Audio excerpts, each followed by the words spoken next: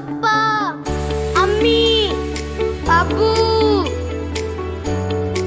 ಈ ಎಲ್ಲ ಪದಗಳು ಬಂತು ಎಲ್ಲಿಂದ?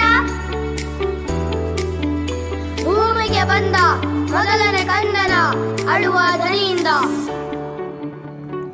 ನಮ್ಮ ಅಪ್ಪ ಅಮ್ಮ ನಮಗೆ ಜನ್ಮ ಕೊಟ್ಟವರು. ನಮ್ಮ ಅಪ್ಪ ಅಮ್ಮ ನಮ್ಮ ಮೊದಲ ಗುರು. ನಮ್ಮ ಅಪ್ಪ ಅಮ್ಮ ನಮ್ಮ ಮಾರ್ಗದರ್ಶಿಗಳು. ನಮ್ಮ ಅಪ್ಪ ಅಮ್ಮ ನಮ್ಮ ಶಕ್ತಿ. ನಮ್ಮ ಅಪ್ಪ ಅಮ್ಮ ನಮ್ಮ ಜೀವನ. ನಮ್ಮ ಅಪ್ಪ ಅಮ್ಮ ನಮ್ಮ ಒಳ್ಳೆಯ ಸ್ನೇಹಿತರು.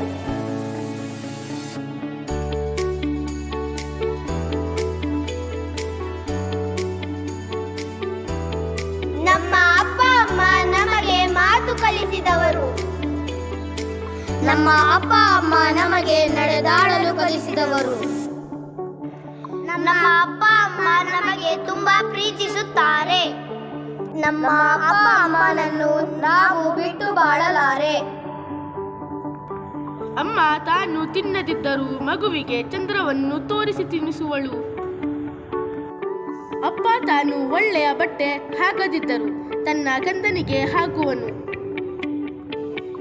ಅಪ್ಪ ಅಮ್ಮ ತನ್ನ ಕಂದ ಮಹಾತ್ಮನಿರಲಿ ಮಂಕನಿರಲಿ ಜಗದೊಡೆಯನಾಗಲೆಂದು ಹರಸುವರು.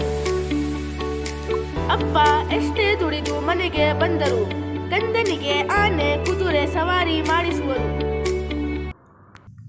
ಇಂತಹ ಅಪ್ಪ ಅಮ್ಮನನ್ನು ನಾವು ಪಡೆದಿರುವುದು ನಾವೆಲ್ಲರೂ ಅದೃಷ್ಟವಂತರು. ಅಪ್ಪ ಅಮ್ಮ ಎಂಬ ಪದವು ಬಂತು